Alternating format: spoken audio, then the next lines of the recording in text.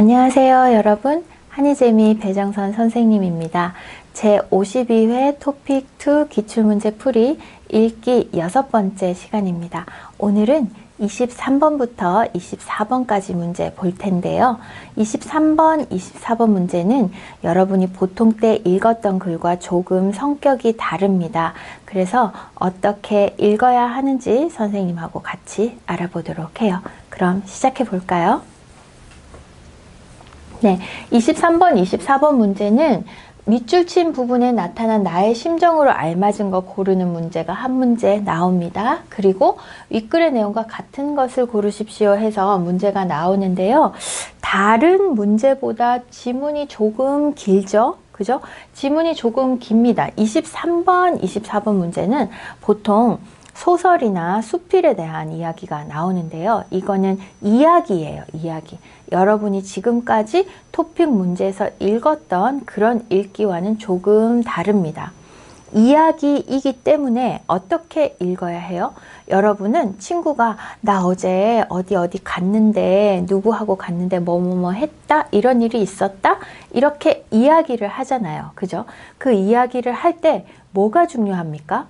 그렇죠. 누가 갔어요? 무슨 일이 있었어요? 이게 중요하죠. 그래서 23번, 24번 글을 읽을 때는 누가, 어떤 사람이, 그리고 어떤 일이 있었는지를 찾아야 해요.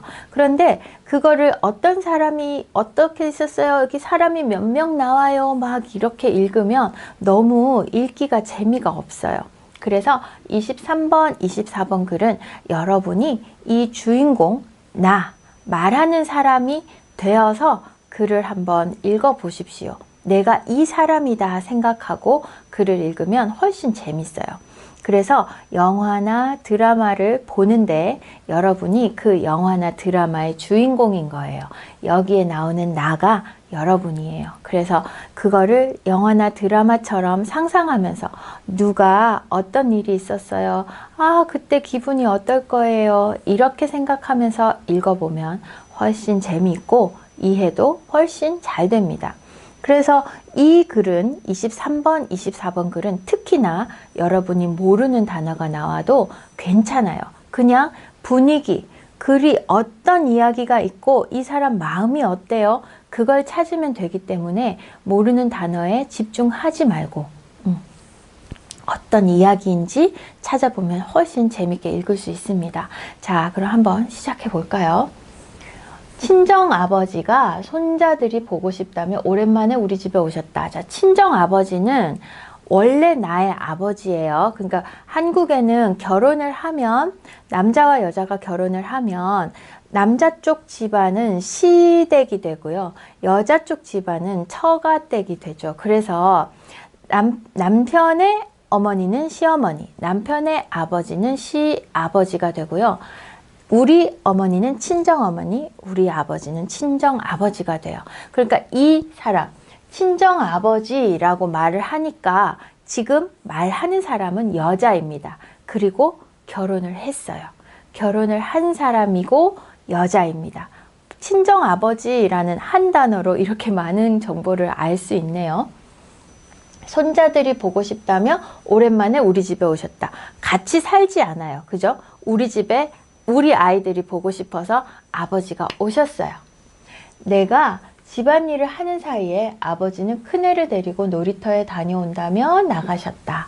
자, 집안일을 하고 있어요. 빨래하고 청소하고 하는 사이에 아버지가 나 애기 데리고 놀이터 갔다 올게 하고 놀러 가셨어요. 1시간쯤 지났는데 아버지가 다급한 목소리로 전화를 하셨다. 아이가 다쳐서 병원 응급실로 데리고 가신다는 것이었다. 놀이터에서 아이가 다쳤나 봐요. 아이고, 어떡해요. 자, 내용과 같은 거 고르는 문제 하나씩 볼까요? 아, 그러지 말까요? 어떤 이야기인지 궁금하죠? 아이가 어디가 다쳤어요? 그리고 얼마나 다쳤어요? 여러분이 나예요, 나. 지금 이 글을 쓴 사람이에요. 우리 애가 다쳤어요. 얼마나 다쳤어요? 어디를 다쳤어요? 지금 병원 무슨 병원이에요? 이런 게 막 궁금하잖아요. 그죠? 그러니까 그 마음으로 이 글을 끝까지 한번 보겠습니다. 나는 너무 놀라 허둥지둥 응급실로 달려갔다. 막 옷을 입고 응급실로 가겠죠. 애가 다쳤다니까 얼마나 걱정이 돼요. 그러니까 응급실로 달려갔어요. 아이는 이마가 찢어져 치료를 받고 있었다. 이마가 찢어졌어요. 그래서 치료를 받고 있어요. 나도 모르게 아버지 애 좀 잘 보고 계시지 그러셨어요. 화가 났어요. 아이가 다쳐서 아버지에게 이렇게 퉁명스럽게 말했다. 아버지 애 좀 잘 보고 계시지 그러셨어요. 화를 낸 거예요. 그죠? 틱툭 쏘아 붙였어요.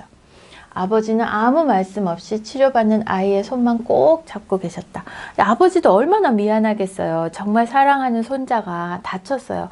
이마가 찢어졌으면 피도 많이 나고 그러잖아요. 그죠? 아버지도 정말 놀랐을 거예요. 그런데 나는 막 아버지한테 화를 낸 거예요. 화를 냈다기보다 퉁명스럽다는 거는 친절하지 않은 그런 말투예요. 좀 잘 보고 계시지 그러셨어요. 이렇게 툭 내뱉는 말이에요. 좀 친절하지 않은 말투죠? 집에 와서 아이를 재우고 나서야 아버지 손등에 상처가 눈에 들어왔다. 아버지 손등에도 상처가 있었던 거예요. 아이의 상처에는 그렇게 가슴 아파하면서 아버지의 상처는 미처 살피지 못했다. 아이가 다친 거는 막 난리가 나고 막 걱정이 돼서 병원에 뛰어갔는데 아버지의 상처는 아예 보지도 못했어요. 아버지는 괜찮아요? 아버지는 다친 데 없어요? 물어보지도 못한 거예요. 그런데 거기에다가 아버지한테 좀 잘 보고 계시지 그러셨어요. 라고 좀 말도 나쁘게 했어요. 그죠? 나는 아버지에게 홧김에 내뱉은 말을 생각하며 약을 발라드렸다. 아버지한테 어떤 마음일까요? 여러분이 이 사람이라면 어떤 마음이 들겠어요? 죄송하겠죠. 좀 미안하겠죠. 그죠? 아, 아빠 미안해. 아빠도 다쳤는데 내가 우리 애 상처만 생각했네. 아버지 죄송해요. 하면서 상처에 약을 발라드렸을 거예요. 자, 이런 이야기입니다. 나는 결혼한 여자예요. 그리고 아이가 있어요. 그런데 아버지하고 같이 살지 않아요. 오랜만에 아버지가 애들 보고 싶어서 집에 오셨어요.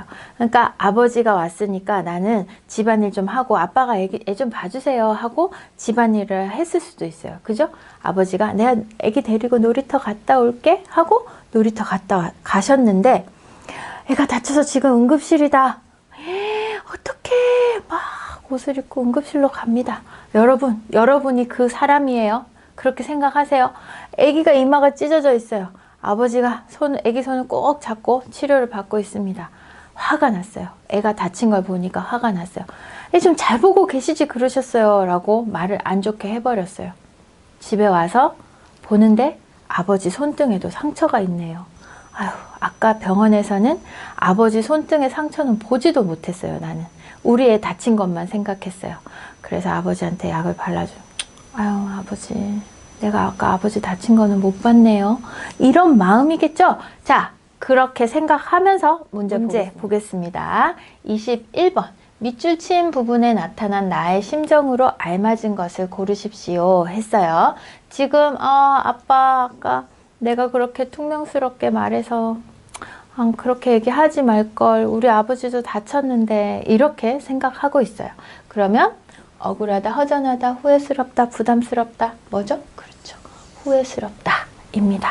이런 23번에 나오는 감정 형용사가 나중에 저 뒷부분에 한 문제 더 나옵니다. 그때는 조금 더 어려운 지문으로 문제가 나오는데요. 한국어는 굉장히 다양한 감정 형용사가 있어요. 여러분들이 언제 어떤 상황에서 이런 형용사 사용하는지 조금 알아놓으면 훨씬 더 쉽게 문제를 풀 수 있겠죠. 자, 억울하다 뭐예요?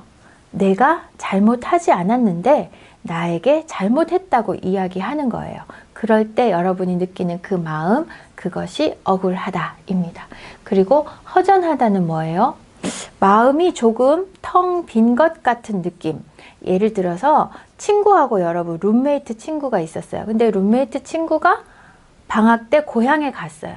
그러면 방에 들어가도 항상 친구가 있었는데 아무도 없어요. 그때 여러분들의 마음, 그게 약간 허전한 느낌입니다. 그리고 4번 부담스럽다는 여러분이 할 수 있는 거는 요만큼이에요. 그런데 여러분이 할 수 있는 것보다 훨씬 더 큰 것을 해야 될 때, 또는 여러분이 가지고 있는 능력보다 더 큰 어떤 기대를 다른 사람들이 나에게 할 때, 그때 마음이 부담스러운 겁니다. 그 다음 후회스럽다는 뭐죠? 맞아요. 아, 그렇게 하지 말걸. 여러분, 한국어 공부 더 열심히 할걸. 조금 더 일찍 시작할걸. 이렇게 생각하는 것이 후회죠. 그럼 이 주인공 나는 어때요? 아버지한테 그렇게 말하지 말걸. 아버지도 좀 살펴볼걸. 아버지는 다친 데 없어요. 아버지에 대해서 관심을 좀 가질걸. 우리 애한테만 신경 쓰지 말걸. 아버지도 한번 생각할걸. 이런 이야기를 계속 생각을 하겠죠. 그러니까 후회스러운 거예요. 아버지한테 죄송한 마음도 있고 미안한 마음도 있고 그리고 후회스러운 마음도 있을 겁니다. 자, 이렇게 해서 23번 문제는 3번이 정답이 되겠어요. 24번 문제 볼게요. 자, 나는 친정아버지를 모시고 살고 있다. 맞아요? 아니에요. 오랜만에 우리 집에 오셨어요. 같이 사는 거 아닙니다. 1번 땡. 아버지는 다친 큰애를 데리고 응급실에 가셨다. 맞아요. 아버지가 놀이터에서 큰애랑 놀다가 응급실에 갔어요. 그래서 응급실에서 전화를 하셨죠? 2번이 맞는데요. 네. 나머지 계속 보겠습니다. 나는 병원에서 아이가 다쳤다는 전화를 받았다. 병원에서 받았다? 아니에요. 집에 있었어요. 집에 있었어요. 집에서 아이가 다쳤다는 전화를 받고 응급실로, 병원 응급실로 갔어요. 3번 땡. 아버지는 매일 큰애와 놀이터에서 놀아주셨다? 아버지하고 같이 살지 않아요. 그래서 아버지가 매일 놀이터에서 놀아줄 수 없습니다. 정답은 2번이 되겠네요. 자, 이렇게 해서 23번, 24번 문제 봤습니다. 여러분, 23번, 24번은 여러분이 나가 되어서 글을 읽으면 제일 빨리 이해할 수 있어요. 그래서 이야기이기 때문에 글의 내용과 같은 것을 고르십시오 하는 문제도 조금 더 쉽게 기억할 수 있습니다. 그리고 지은이, 나의 심정으로 알맞은 것은 할 때는 내가 그 사람이기 때문에 단어만 알고 있다면 어렵지 않게 풀 수 있는 문제. 조금 재밌게 읽으면 23번, 24번 정답을 찾는 것도 정말 더 쉬워질 거예요. 자, 오늘은 조금 다른 읽기였는데요. 다음 시간에 이제 고급 문제 들어갑니다. 다음 시간에 만나요, 여러분. 수고 많았습니다.